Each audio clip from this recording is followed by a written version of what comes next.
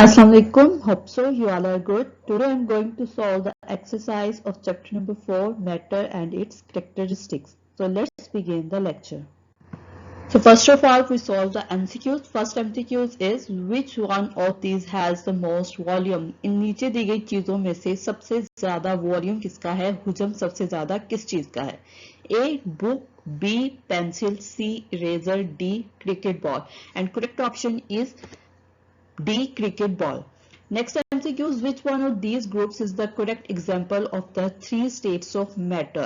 अब नीचे जो मैटर्स जो ग्रुप्स दिए गए हैं उनमें से एक ऐसा ग्रुप करेक्ट ग्रुप बताना है जो कि मैटर के थ्री स्टेट्स पाई जाती हैं, जिसमें A snow rain cloud, B dew rain water vapours, C snow cloud steam, D rain water vapors and cloud.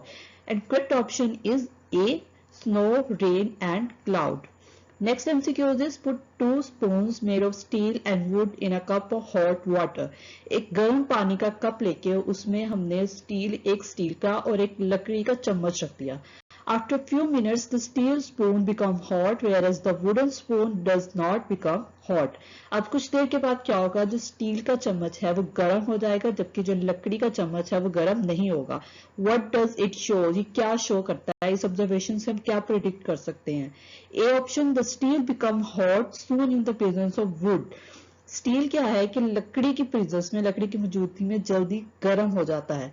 B metal is a better conductor of heat than wood, या फिर metal जो है वो लकड़ी की निस्बत हीट का एक बेटर कंडक्टर है, वो इजीली हीट को पास कर सकता है. C wood is a better conductor of heat than metal, लकड़ी मेटल की निस्बत बेटर कंडक्टर है. D metal heats the water quickly than wood, या फिर मेटल जो होती है वो वुड की निस्बत, लकड़ी की निस्बत वाटर को जल्दी हीट करती है, गर्म करती है. And correct option is B metal is the better conductor of heat than wood. Next MCQs, a piece of ice has been put into a glass of water. Which picture is showing the correct position of the ice? अब हमें क्या करना है कि पानी का एक गिलास लेके उसमें बर्फ का टुकड़ा डाल देना है. अब वो क्या पूछ रहे हैं कि जो नीचे पिक्चर शो की गई है उसमें आइस की पोजीशन, करेक्ट पोजीशन किस में शो की गई है? तो correct option is D. Ice piece जो होगा वो वाटर पे फ्लोट करना स्टार्ट कर देगा, because the density of ice is less than the density of water. Fifth MCQs, water, ice and steam are have different temperatures.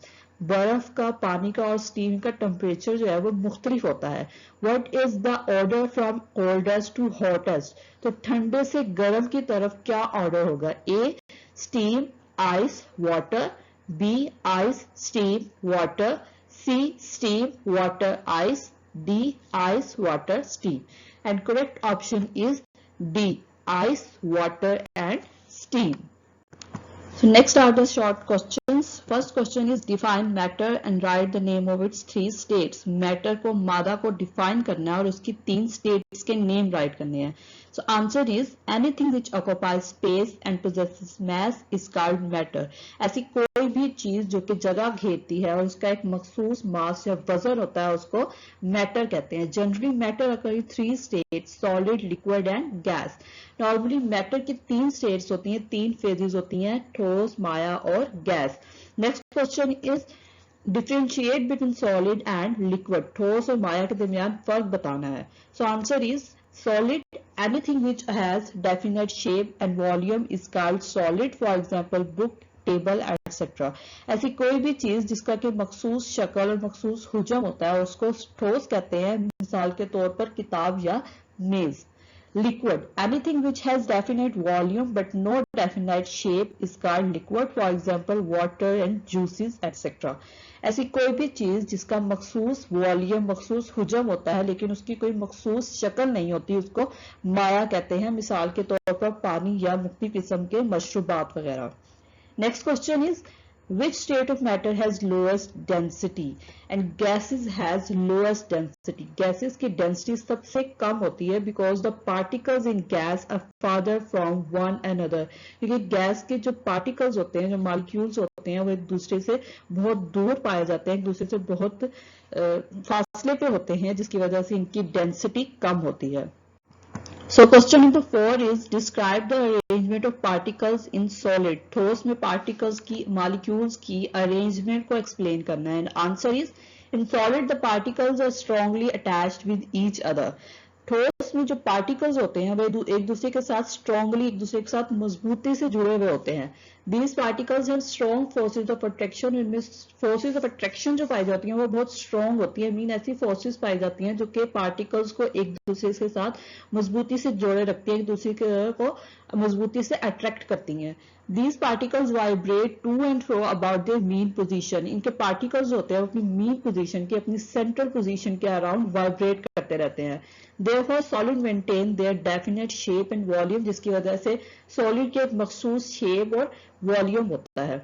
Next question is why are the cooking utensils made of metals? Cooking utensils खाना पकाने के जो बर्तन होते हैं वो metals के क्यों बने हुए होते हैं? Because metals are good conductor of heat. क्योंकि metals जो है वो heat के good conductor है. Metals में से heat easily conduct हो सकती है, pass हो सकती है. Next is constructed response question. Why does the electrician wear rubber gloves during repairing of electric switch at home? आपके घर पे इलेक्ट्रिक स्विच को रिपेयर करने के दौरान इलेक्ट्रिशियन जो है वो रबर के ग्लव्स क्यों पहनते हैं? And answer is electrician wear rubber gloves during repairing of electric switch because rubber is a poor conductor of electricity that do not allow current to flow easily. अब electrician जो है वो rubber के gloves इसलिए पहनते हैं क्योंकि rubber जो है वो इलेक्ट्रिसिटी का पुअर कंडक्टर है जो कि इलेक्ट्रिसिटी को या करंट को इजीली कंडक्ट नहीं होने दे सकता, पास नहीं होने देता. नेक्स्ट अब इन्वेस्टिगेट क्वेश्चन दिया हमें. First is why is metal used in the bell? Bell में मेटल क्यों यूज की जाती है? And answer is because metals have the capability to produce sound when hit with any solid object. इसका answer क्या है कि मेटल में बेल क्यों यूज की जाती है? क्योंकि मेटल्स जो होते हैं वो साउंड प्रोड्यूस करने की, उनमें आवाज प्रोड्यूस करने की सलाहियत होती है जब से किसी भी सॉलिड ऑब्जेक्ट के साथ हिट किया जाता है. Second is why are metals prefer to making ornamentals? Metals को ज्वेलरी बनाने के लिए क्यों प्रेफर किया जाता है? Answer is because metals are soft and do not rust quickly. क्योंकि metals जो होते हैं वो soft होते हैं, उनको easily किसी भी डिजाइन में कन्वर्ट किया जा सकता है और वो easily या quickly rust नहीं होते हैं, उनको जंग नहीं लगता.